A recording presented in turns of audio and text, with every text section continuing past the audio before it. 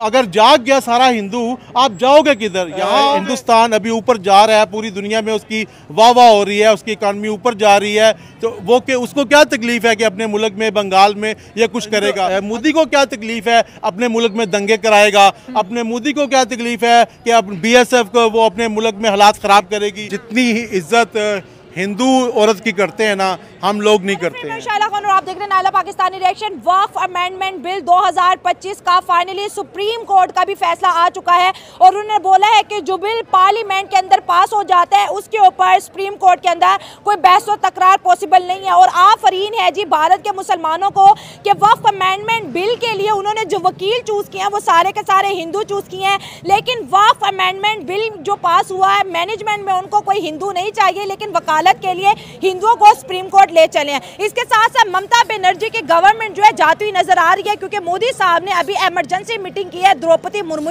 जो कि इंडिया के प्रेसिडेंट है, और साथ साथ ममता बनर्जी ने आज जो है एक स्टेडियम के अंदर तमाम मुल्ला और मौलवियों को इकट्ठा करके बोला है कि हिंदू मुस्लिम इत्तेहाद के ऊपर काम किया जाए। बहुत ही इंटरेस्टिंग किस्म की खबरें आई हैं, सुप्रीम कोर्ट की डिसीजन पे भी बात करेंगे। साथ साथ वेस्ट बंगाल में जिस तरह से हिंदुओं के ऊपर हमले किए जा रहे हैं और भारत का हिंदू किस चीज का इंतजार कर रहा है, वो कब रिटेलिएट करेगा, और जो कहते हैं ना कि भारत एक जो है सेकुलर कंट्री है, इस सेकुलरिज्म की वजह से हिंदू कितना सफर कर रहा है। तो मोदी को क्या तकलीफ है अपने मुल्क में दंगे कराएगा? अपने मोदी को क्या तकलीफ है कि BSF को वो अपने मुल्क में हालात खराब करेगी? जिसकी एक हिंदुस्तान अभी ऊपर जा रहा है, पूरी दुनिया में उसकी वाह वाह हो रही है, उसकी इकॉनमी ऊपर जा रही है। तो वो के उसको क्या तकलीफ है कि अपने मुल्क में बंगाल में ये कुछ करेगा? अगर कुछ ने करना होता तो किसी साजिश से करता, और पूरे मतलब है कि वहाँ गवर्नर राज भी लगा सकता था, सब कुछ कर्फ्यू भी लगा सकता था, सब कुछ कर सकता था। तो लिहाजा इधर से एक और बात याद आई है कि मोदी साहब ने रात को भारत की जो सदर हैं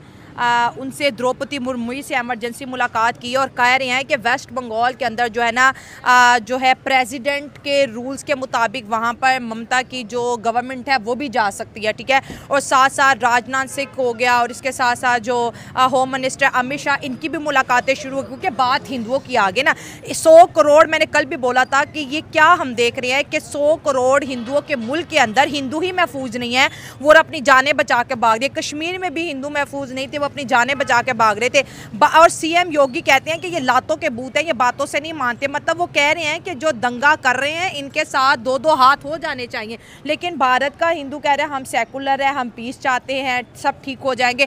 एक तरफ इतनी मोहब्बत और दूसरी तरफ इतनी नफरत। मेरे हिसाब से वहाँ के मुसलमान चाहते हैं कि हमारे साथ ज्यादती हो, वो खुद चाहते हैं। हम चाहते हैं कि हमारे पे ये जुल्म करें, जो हमने गंद किया है हमें पनिशमेंट मिले, हमारे फिर हम ये दुनिया में रोएं कि देखें जिस तरह हमारे साथ इंडिया जुल्म कर रहा है। और भाई जब आप शरारत करोगे तो सरकार आपको डंडा भी मारेगी, सब कुछ करेगी। जब आप शरारतें ही नहीं करोगे तो आपको क्यों डंडा मारेगी? क्या पूरे हिंदुस्तान में मुसलमानों के ऊपर डंडा है? नहीं। वो तो हर जगह देखे ना कितनी बदमाशी से वो डंडे लहरा रहे हैं, कितने हिंदुओं को मार रहे हैं, उनके हिंदुओं को बेचारों को अपने मुल्क में उनको जगह नहीं मिल रही है, छुपने की जगह नहीं मिल रही है। मैंने रात को आपका शो देखा, मैंने रात से मुझे बेचैन था कि भाई हिंदू ने क्या बिगाड़ा है हमारा, ठीक है। आपको अपने मुल्क में रखा हुआ है, ठीक है, कोई आप पे पाबंदी नहीं है, ना आपकी मस्जिदों पे कोई पाबंदी है, ना आपको स्पीकरों पे कोई पाबंदी है। यहाँ यकीन करें मस्जिदों पे पाबंदी भी है, स्पीकरों पे जुमे के खुतबे पे पाबंदी है।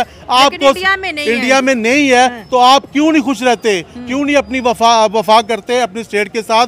चंद लोग सारे मुसलमानों के लिए अजाब क्यों बनाना चाहते हो? ये सबके लिए अजाब बन जाएगा। तो फिर भारत का मुसलमान तो ये भी कहता है कि मैं भारत माता की जय नहीं बोलूंगा, मेरा ईमान कमजोर हो जाएगा। ओ भाई भारत माता की जय नहीं भी बोलते तो कौन सा, फिर भी तो आपको रखा हुआ है ना। हाँ। फिर भी तो उनका बड़ा पन है ना। देखिए हमारा जो तराना है उस पे हिंदू भी खड़े होते हैं, हमारे साथ सिख भी खड़े होते हैं, हम भी खड़े होते हैं, हमारा नगमा चलता है, हमारा कलमा चलता है, हम सब खड़े होते हैं, हिंदू भी सिख भी इज्जत करते हैं। अगर देख लें कि वो जय माता की नहीं भी कहते तब भी हिंदू उनको गले लगाते हैं, उनके साथ बिजनेस करते हैं, सब कुछ करते हैं, सब कुछ बर्दाश्त करते हैं कि सिर्फ हमारा मुल्क पुरअमन रहे, हमारी हिंदुस्तान की जो प्यार की आशा एक कायम रहे। मगर कब तक ये हिंदू मतलब कि बर्दाश्त करते रहेंगे? आखिर कोई ना कोई फिर उठ जाएगा, तो फिर इनके लिए बचना ये जाएंगे किधर मुझे बताएं? वहाँ के मुसलमान जो हैं वो जाएंगे आप अगर किधर? 100 करोड़ हिंदू जाग जाए, अगर जाग गया सारा हिंदू, आप जाओगे किधर? यहाँ आओगे? हम तो कहते हैं अस्त्र शस्त्र की बात करते हैं, अगर हमने जो है शिव तांडव करना शुरू कर दिया तो 5 मिनट में इनकी चीखें निकल जाएंगी। तो सही बात है, जब इनफ हो जाएगा तो फिर क्या करेंगे ना। मैं तो अपने मुसलमानों की भी फिक्र कर रहा हूँ जो उधर हैं, फिर वो जाएंगे किधर? पाकिस्तान। मुसलमानों को बाहर निकलना चाहिए ना, जो इस तरह के काम कर रहे हैं उन्हें बोलना चाहिए भाई स्टॉप करो। अगर हिंदुओं का रिएक्शन आ गया तो फिर तो पाकिस्तान ने भी बॉर्डर नहीं खोलने। मैं वहीं के मुसलमानों को कह रहा हूँ जो अमन पसंद है, हिंदुस्तान में मुसलमान है, भाई आप निकलो, आप देखो कौन सी काली भेड़े हैं, आप उनको पकड़ो, आप उनको हाईलाइट करो, हुकूमत को गिरफ्तार कराओ, उनको समझाओ। अगर नहीं समझते तो उनको फिर पनिश करो, उन पे सख्त से सख्त आप पहले एक्शन लो। मुसलमानों को लगना चाहिए। अमेंडमेंट बिल में तो जो नया पास हुआ है 2025, उसमें तो उन्होंने ये तो नहीं बोला कि हम हिंदुओं को हिस्सा देंगे, उन्होंने ये तो नहीं बोला जायदादें हिंदुओं। इस बिल से हिंदुओं का लेना देना नहीं है, सारा फायदा मुसलमानों को हो रहा है और मारपीट ये भारत के अंदर हिंदुओं को कर रहे हैं। यही तो तकलीफ है ना, मुसलमान तो हम सारे हैं ना इधर, ठीक है ना। हम कहते हैं मुझे मिल जाए ना, 4 लोगों को ना मिले, यही तो तकलीफ है उनको कि ये 4 लोगों को क्यों मैं दूं? औरत को क्यों मिल रहा है? औरत को क्यों मिल रहा है? ये मुसलमान देखें, अभी एक फिल्म आई थी इंडिया की, तो उसमें भी मुसलमान लड़की थी, उसमें मुसलमान ने उसकी मदद की, उसने जाके उससे मदद मांगी। तो मतलब है कि औरतों को जब आप हक नहीं दोगे तो फिर वो क्या करेंगी?